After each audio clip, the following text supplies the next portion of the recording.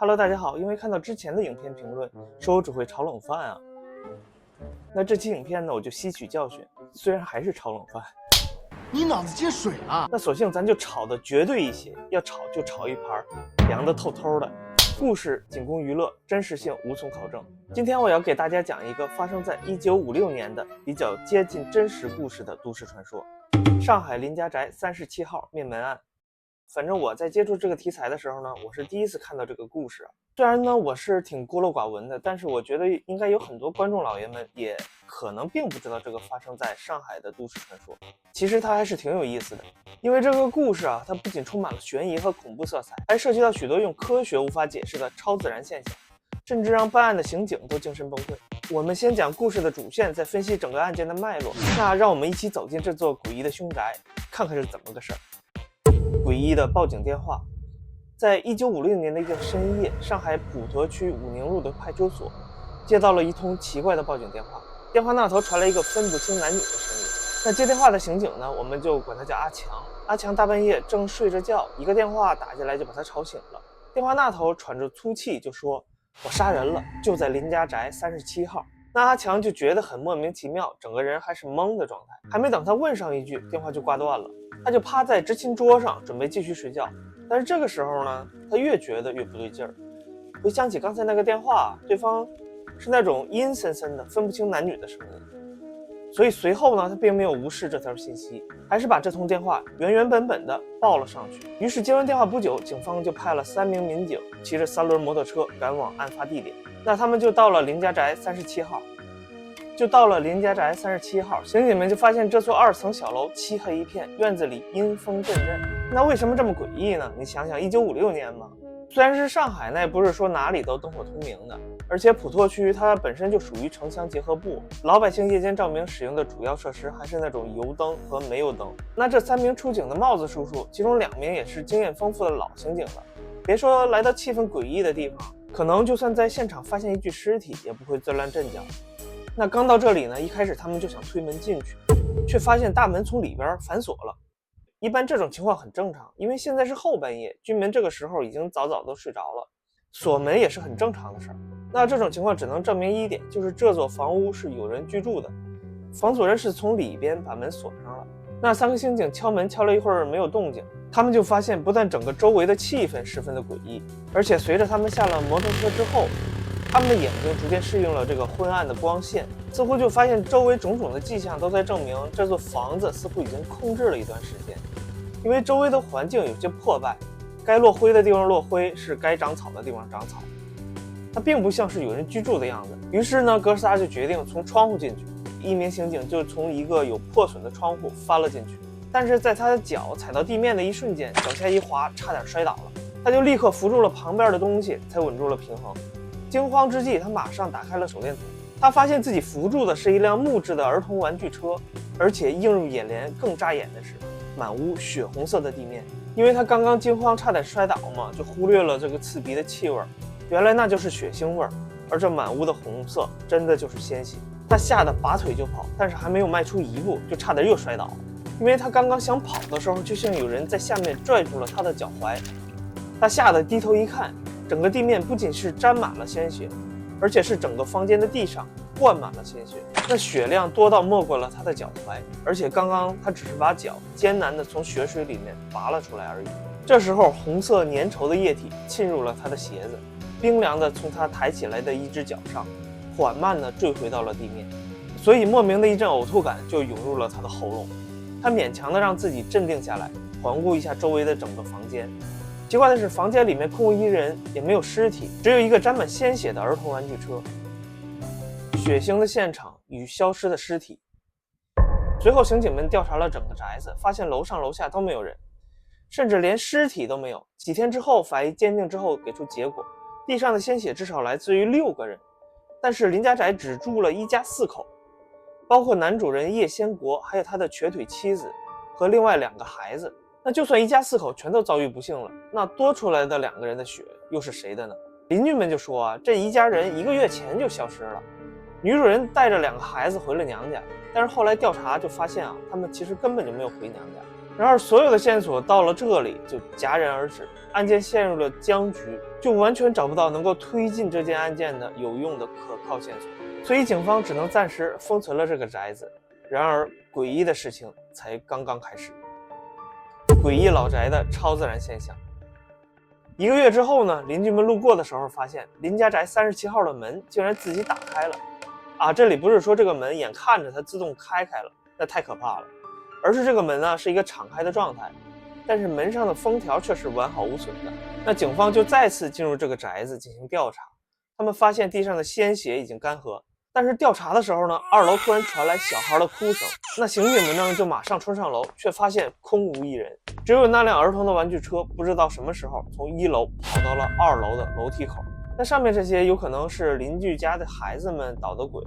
这都很有可能。但是没过几天之后呢，邻居们又报告说林家宅2楼的灯在深夜亮了起来，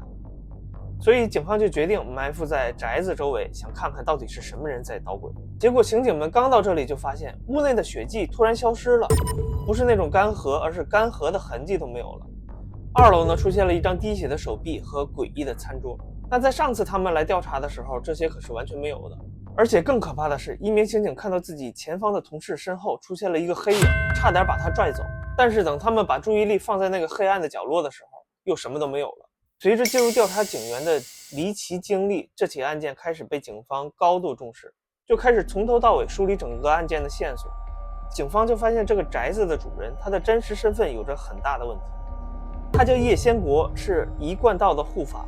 那这是一个邪教我们就不多说了。在组织中他有一个小弟，人们管他叫许皮匠许皮匠就说1924年我就认识他，那一会儿呢他都30多岁了。那帽子叔叔一查档案直接就蒙圈了，因为叶先国身份证上写的是1933年出生。那按照这个说法，1924年他亲妈还没有遇见他亲爹呢。那我们的这位男主莫非他是穿越剧转世，或者是曾经吃过唐僧肉了吗？然而通过调查，上面我们提到的他出生时间的悖论其实有个合理的解释，就是叶先国这个名字其实是祖传的，对，祖传的名字。帽子叔叔调查他族谱的时候就发现，他爸爸的名字叫叶先国，而他爷爷的名字也叫叶先国，而且叶先国这个人在上面我们提到的这个邪教组织中，他的身份地位很高，圈子里面都管他叫叶大护法。叶家呢世代供职于玉皇庙，据说他的那个能力很强就是祈雨得雨，呼风来风，这个那个的，就是挺厉害那许皮匠供述说叶先国曾经向他展示过一本记载着长生不老术的古书，书中就提到需要6个人的鲜血来进行祭祀。那这个供述呢就和林家宅37号发现6个人的血迹不谋而合。那我们很容易就联想到叶先国是不是就是为了追求长生不老才残忍杀害了包括妻儿在内的6个人呢？那事情到了这里还没有结束。1958年，上海市政府决定在林家宅37号所在的区域兴建工人新村，因此呢，就对该区域进行了拆迁改造。就在拆迁的过程中呢，施工队就在地下约3米的地方挖出了一口大缸，里面呢竟然装着叶先国的妻子和2个孩子的尸体。令人震惊的是，尽管距离案发已经过去了2年的时间，这3具尸体却完好无损，没有任何的腐烂迹象，还面带诡异的微笑。那抛开这些诡异的细节，警方当时就觉得这个叶先国的犯罪嫌疑非常的大，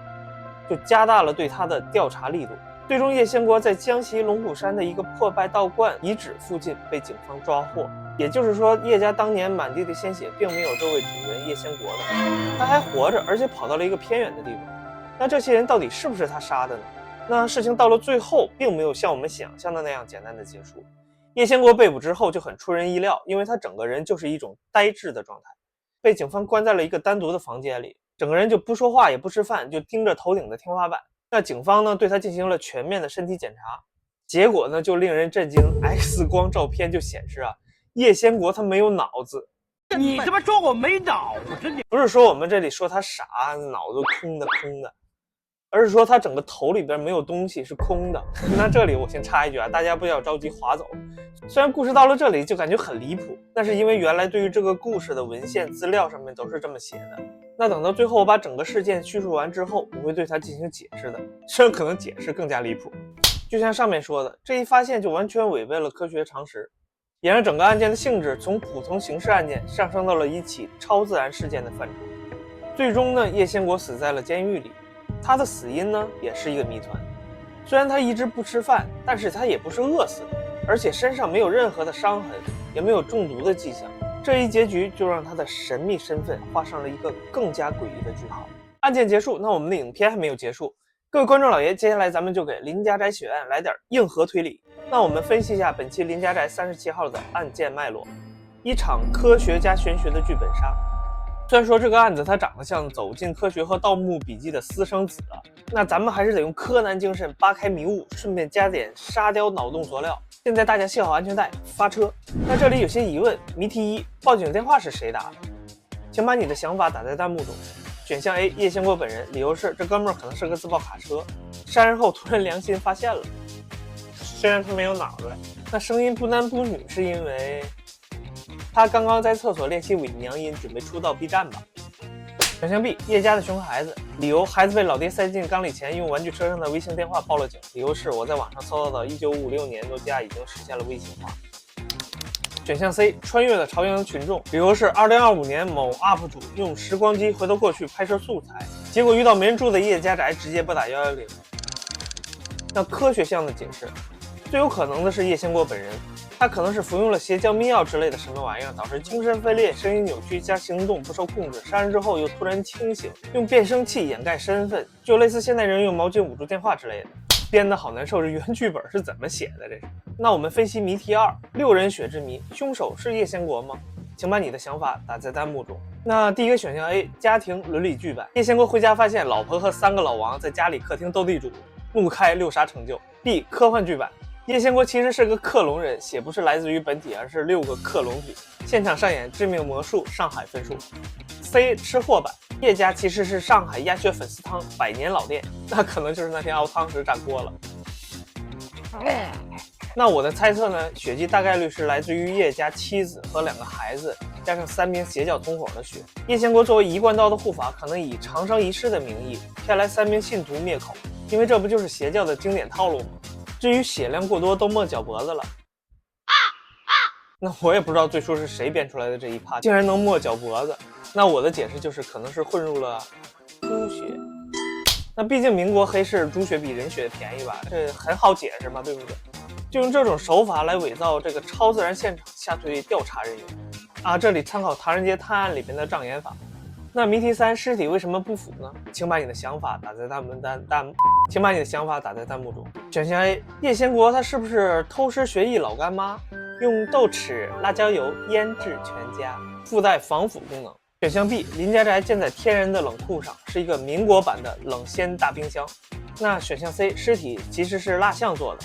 那叶先国的真实身份是上海的杜莎夫人，所以有没有这种可能性，在江西龙虎山的道观里边有特殊密闭的缸体加石灰干燥环境？那这一点呢，参考古代尸身不腐技术，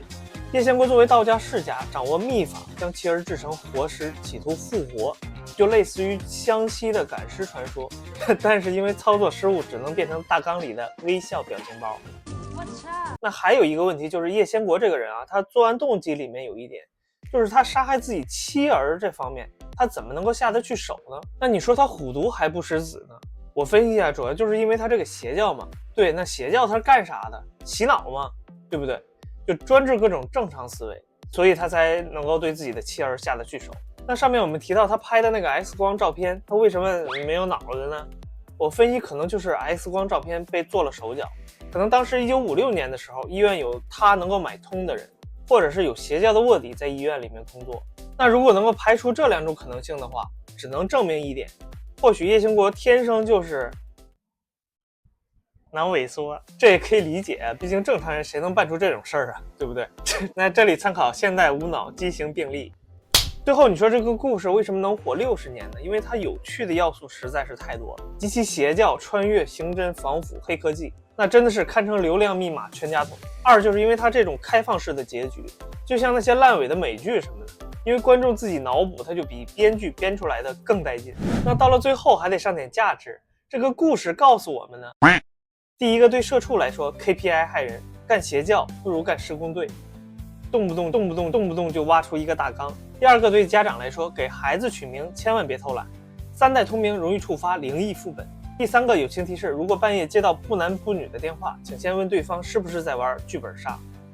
毕竟这些网友为了整活，什么事儿都干得出来。我刚刚上网搜了一下，6个人的血液有27000毫升，所以说网友太会整活的话，故事的脉络都不容易分析，所以大家就把这当个故事来听。不会你真当真了吧？那本期影片到了这里全部结束了，各位观众老爷请点赞、转发、加关注，这个那个的，我是李洛克，这里是小李碎碎念，感谢大家投币、弹幕、评论啥都整上，红灯尼亚来嘎到比心爱你么么哒，我们下期再见，